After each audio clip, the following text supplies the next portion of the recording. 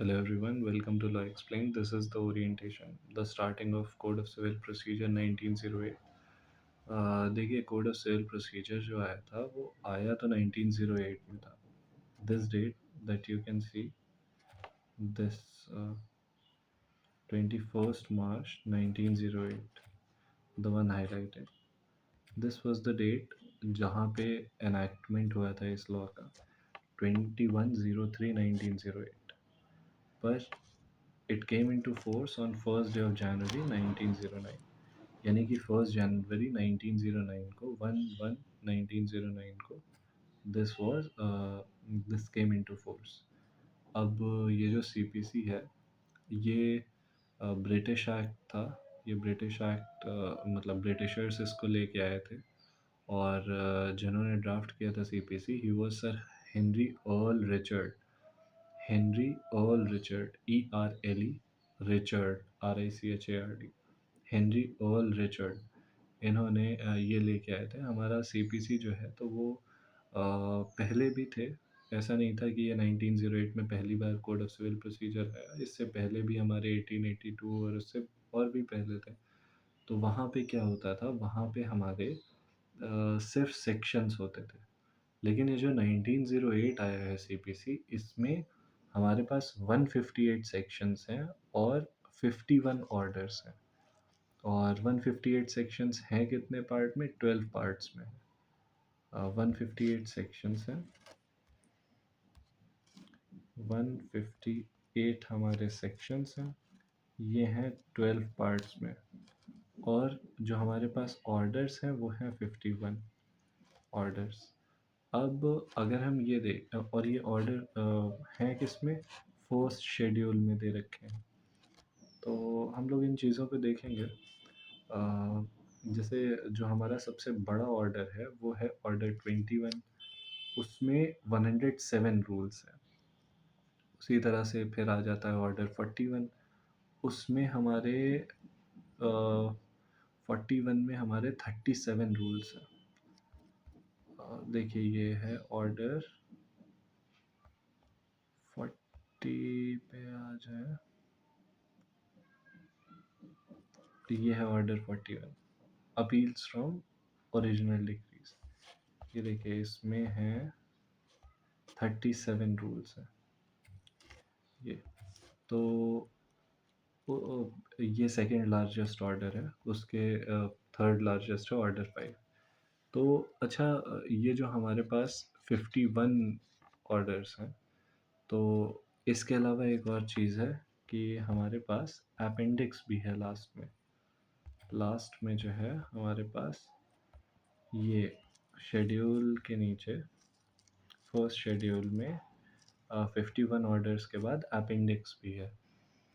अब ये जो सारी चीज़ें हैं हमारी, तो अच्छा, एक चीज़ और बहुत इम्पोर्टेंट जो यहाँ पे मेंशन करने वाली है वो ये है कि जो हमारे सीपीसी है ये अच्छा, हमारे जो कॉन्स्टिट्यूशन है उसमें बेसिकली दो लेजिस्लेचर्स हैं. एक है सेंट्रल गवर्नमेंट, एक है स्टेट गवर्नमेंट. एक है स्टेट गवर्नमेंट. ठीक है. अब ये जो सेंट्रल गवर्नमेंट और स्टेट गवर्नमेंट, ये दो लेजिस्लेचर्स हैं. क्या है लेजिस्लेचर? लेजिस्लेचर का मतलब होता है कि लोकसभा राज्यसभा जो लेजिस्लेट करती है, जो लेजिस यानी कि लॉ, उसको ले डाउन करता है लेजिस्लेचर. तो सेंट्रल गवर्नमेंट में हमारी आगे Lok Sabha, Rajya Sabha and the president जो एक प्रोसीजर है. और स्टेट गवर्नमेंट में हमारे जो एमएलए सेलेक्ट होके जाते हैं, इलेक्ट होके जाते हैं, वो लोग हैं. तो दो पावर सेंटर्स हैं इंडिया में, आप कह सकते हैं. और ये जो ये जो लेजिस्लेचर्स हैं इनकी पावर्स अलग अलग हैं. कॉन्स्टिट्यूशन में जो शेड्यूल 7 है, हमारा शेड्यूल 7, तो ये बात करता है तीन लिस्ट की. List 1, list 2, list 3. लिस्ट 1 जो है तो वो सेंट्रल गवर्नमेंट की है. लिस्ट 2 जो है तो वो स्टेट गवर्नमेंट की है. और लिस्ट जो 3 है तो इसमें दोनों की पावर्स है, मतलब इसमें सेंट्रल गवर्नमेंट की भी पावर्स है और स्टेट गवर्नमेंट की भी। तो जो भी चीज़ें थर्ड लिस्ट में आएंगी वो सारी चीज़ें can be amended by the central government as well as by the state government. हालांकि जो फर्स्ट लिस्ट में है वो सिर्फ सेंट्रल गवर्नमेंट अमेंड करेगी, उसे स्टेट गवर्नमेंट नहीं कर सकती। जो सेकंड लिस्ट में है उसे सिर्फ स्टेट गवर्नमेंट करेगी, सेंट्रल गवर्नमेंट नहीं कर सकती। लेकिन जो थर्ड लिस्ट में है उसे दोनों सेंट्रल गवर्नमेंट और स्टेट गवर्नमेंट दोनों अमेंड कर सकते हैं। तो जो थर्ड लिस्ट है उसकी एंट्री नंबर 13 वो हमारा सीपीसी है। एंट्री नंबर 13 थर्ड लिस्ट का सीपीसी है। तो इस वजह से स्टेट गवर्नमेंट भी इसे अमेंड कर सकती है और सेंट्रल गवर्नमेंट भी अमेंड कर सकता है। ये तो हो गया हमारा एक बेसिक आपका कि से जो ये है सेंट्रल गवर्नमेंट और स्टेट गवर्नमेंट किसकी पावर है। तो दोनों ही लोग सीपीसी को अमेंड कर सकते हैं। लिस्ट 3 का मैटर है, एंट्री नंबर 13 सीपीसी हमारा। अब देखो, जो हमारे सेक्शंस हैं, हम चाहते तो सिर्फ सेक्शंस लिख सकते थे, लेकिन हमने ऑर्डर क्यों बनाया? क्योंकि जो भी प्रोविजंस हैं वो थोड़ा सा मतलब सब्सटैंटिव जनरल नेचर के हैं जो हमारे सेक्शंस हैं, और जो हमारे ये हैं आपके रूल्स हैं, ये रूल थोड़ा सा चैप्टराइज्ड फॉर्म है इलैबोरेशन में। मतलब हमने थोड़ा सा उसे इलैबोरेट कर दिया उसी सेक्शन को और डिटेल में उसको ले जाके रूल्स में लिखा है, so that we could elaborate upon that particular point. इस वजह से अभी हम लोग बहुत सारे एग्जांपल्स देखेंगे। तो सेक्शन जो है उनको हम main body of the code कहते हैं। Sections are called the main body, और जो ऑर्डर्स हैं they are called the the मतलब they are another, they are secondary in nature, और जो आपके ये हैं सेक्शंस वो थोड़ा प्राइमरी इन नेचर है। ये एक और इस पे इम्पॉर्टेंट चीज़ ये निकल के आती है कि क्योंकि सेक्शंस तो मेन बॉडी हैं, तो इस वजह से जो हमारा लेजिस्लेचर्स हैं, सेंट्रल गवर्नमेंट, स्टेट गवर्नमेंट, वो सेक्शंस को अमेंड कर सकते हैं और वो रूल्स को मतलब ऑर्डर्स को भी अमेंड कर सकते हैं। लेकिन पीटी का एक क्वेश्चन ये है प्रिलिमिनरी टेस्ट का, जो जुडिशरी का, वो ये कि जो ऑर्डर्स के रूल्स हैं उनको स्टेट गवर्नमेंट, सेंट्रल गवर्नमेंट और साथ में हाई कोर्ट भी अमेंड कर सकता है। हाई कोर्ट जो है वो ऑर्डर्स और रूल्स को बदल सकता है अपने उस पे अपने डिस्क्रिशन पे। सेक्शन 121 से 131 में दे रखा है। और जो हाई कोर्ट है वो चाहे तो देखिए रूल्स बदल सकता है। फिर जैसा हम लोग जान चुके हैं कि क्यों सेक्शंस बने, क्योंकि सेक्शन जो हैं तो वो थोड़े जनरल नेचर के हैं। जो ये है तो आपके रूल्स ये थोड़ा स्पेसिफिक इन नेचर हैं। अब मान लीजिए कभी ऐसा हो जाए कि सेक्शन और रूल्स के बीच में कॉन्फ्लिक्ट आ जाए, तो हु विल विन? पहली चीज़ तो कॉन्फ्लिक्ट कभी होगा नहीं, होगा भी तो हम उस कॉन्फ्लिक्ट को हारमोनियसली ट्राई करेंगे, we'll try to construct it harmoniously.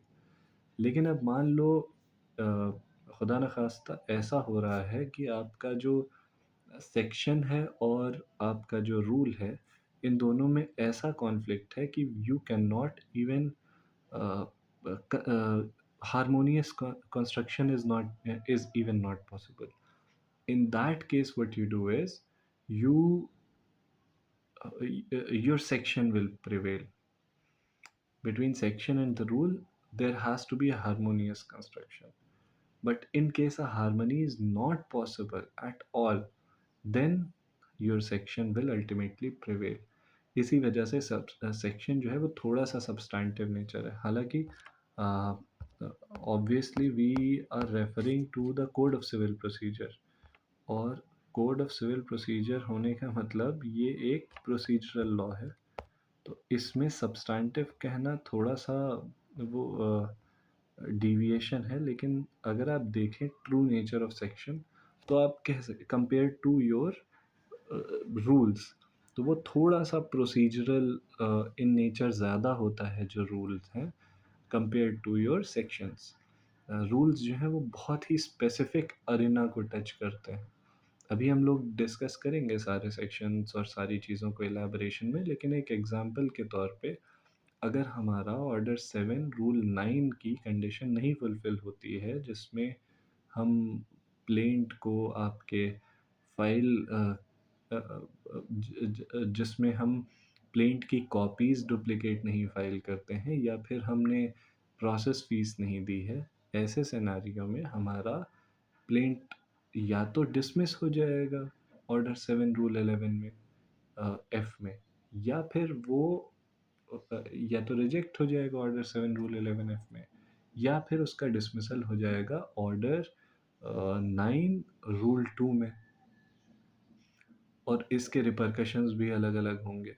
तो ये जो ऑर्डर्स, जो रूल्स हैं, वो बहुत ही स्पेसिफिक एरिया को हिट करते हैं, और परेशान होने की ज़रूरत नहीं है, one by one we will go through them, और most of them you will be able to remember.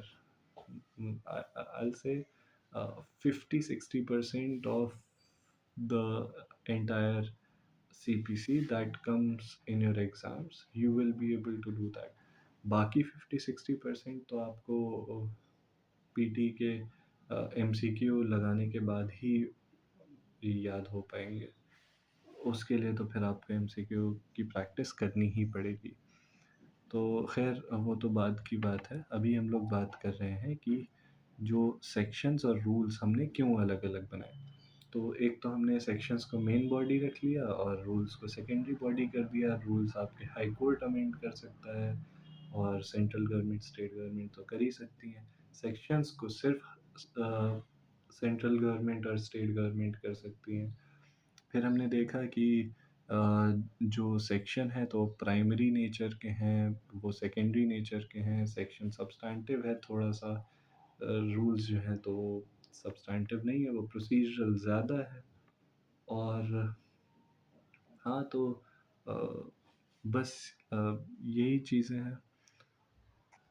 फिर एक बात और आ जाती है कि अ, क्या सारे सेक्शंस और सारे रूल्स कहीं न कहीं, मतलब सारे सेक्शंस का क्या कोई करस्पॉन्डिंग रूल, क्या कोई करस्पॉन्डिंग ऑर्डर होगा, या क्या सारे ऑर्डर्स का कोई करस्पॉन्डिंग सेक्शन होगा?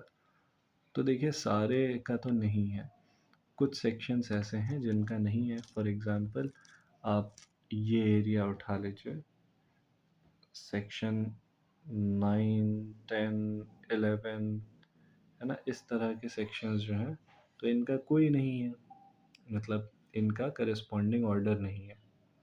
उसी तरह से जब आप उस पे जाएँगे ऑर्डर्स पे, तो भी आपके बहुत सारे ऑर्डर हैं, जैसे ऑर्डर 1 है, ऑर्डर 6 हो गया प्लीडिंग इन जनरल, उस इन सब के नहीं है, बहुत सारे नहीं है। ऑर्डर 14 हो गया, ऑर्डर मे बी 15 हो गया, उसका भी नहीं है कोई। तो करस्पॉन्डिंग सेक्शन के सबके ऑर्डर होना और सारे ऑर्डर के करस्पॉन्डिंग सेक्शन होना, ये ज़रूरी नहीं है। लेकिन कई सारे सेक्शंस के करस्पॉन्डिंग ऑर्डर हैं। जैसे जब आप देखिए, ये सेक्शन 26 है, इंस्टीट्यूशन ऑफ सूट, इसको याद रखिए, और ये याद रखिए, सेक्शन 27, 28। अब लेके चलते हैं आपको ऑर्डर 4। अभी हमने देखा सेक्शन 26, तो उसी का ऑर्डर 4, इंस्टीट्यूशन ऑफ सूट्स। अभी हमने देखा समन्स, तो ये देखिए, इशू सर्विस ऑफ समन्स, ये ऑर्डर 5 हो जाता है। तो कई सारे सेक्शंस हैं जिनके करस्पॉन्डिंग ऑर्डर हैं, बट कई सारे ऐसे हैं जिनका नहीं। तो बस ये चीज़ है। तो सीपीसी जो है तो प्रोसीजरल लॉ, और इसमें मोस्टली प्रोसीजर ही आपको मिल जाएगा। और इसको एडजेक्टिव लॉ भी कहते हैं सीपीसी को। और अच्छा, एक चीज़ और आप देखिए कि जो सीपीसी है ये कब आया था? 1908 में। हिंदुस्तान आज़ाद कब हुआ? तो ये आज़ादी मिली है हमको 1950 में। तो आखिर हम लोग अंग्रेज़ों का कानून जिसको हम हटा चुके थे, वो वापस से कैसे हम एग्जिस्टेंस में लेके आ रहे हैं और उसको हम फॉलो भी कर रहे हैं। तो ये by virtue of article 372 of constitution of India, जब हम उसको रेफ़र करेंगे तो वहाँ पे लिखा है कि all existing laws will continue to exist. मतलब जो ये एग्जिस्टिंग लॉ है 1908 का, this will continue to exist unless repealed, altered और अमेंडेड। तो जब ये तब तक चलता रहेगा जब तक या तो रिपील नहीं कर दिया गया, या मतलब हटा नहीं लिया गया, या ऑल्टर नहीं कर दिया गया, बदल नहीं दिया गया, या अमेंड नहीं कर दिया गया। जैसे हमारे जो क्रिमिनल लॉज थे, तो उनको रिपील कर दिया और फिर नए laws, new laws have come into existence. So similarly, unless that happens, by virtue of Article 372 Constitution of India, we have all these laws into existence.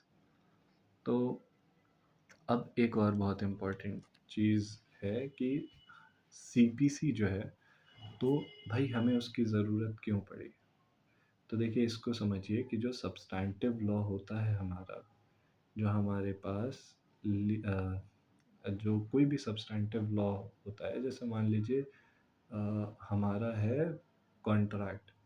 ए ने बी के साथ एक कॉन्ट्रैक्ट किया, ठीक। लेट्स से ए ने बी के साथ एक कॉन्ट्रैक्ट किया। अब बी ने ब्रीच कर दिया उस कॉन्ट्रैक्ट का। अब क्या हुआ, जब इस कॉन्ट्रैक्ट को ब्रीच कर दिया है बी ने, तो यहाँ पे ए के पास क्या रेमेडी है? जो ए की रेमेडी है, तो वो तो कॉन्ट्रैक्ट एक्ट में दे रखी है। कॉन्ट्रैक्ट एक्ट में दे रखी है ए की रेमेडी। जो ये रेमेडी है वो क्या है कि डैमेजेस मिल जाएंगे ए को। डैमेजेस मिलेंगे, यानी कि ए जो है बी से कुछ पैसे क्लेम कर सकता है।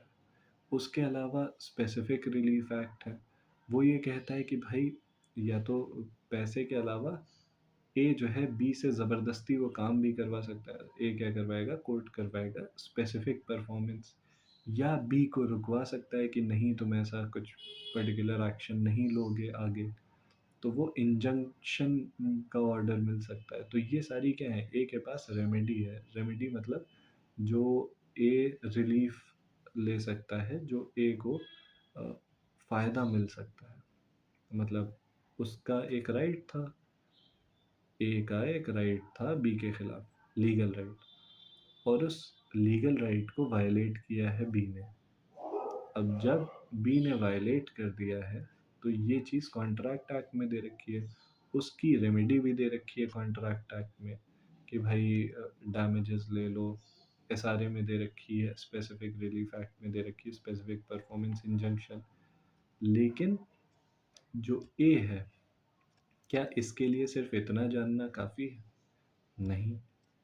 ही नीड्स टू नो कि उन रेमेडीज़ को अवेल कैसे किया जाए। आखिर वो जो पैसा बी से उसे लेना है वो लेगा कैसे, ये भी तो जानना ज़रूरी है। हमको ये तो मालूम है कि हमें पैसा लेना है, लेकिन कैसे? तो इसके लिए ए का ये जानना कि भाई हम जाएंगे, एक प्लेंट ड्राफ्ट करेंगे, कागज़ में लिखेंगे कि हमारे साथ ऐसा-ऐसा बी ने कर दिया। अब वो ले जाके हम काउंटर पे जाएँगे कोर्ट में, काउंटर हमको डेट दे देगा, कोर्ट नंबर दे देगा।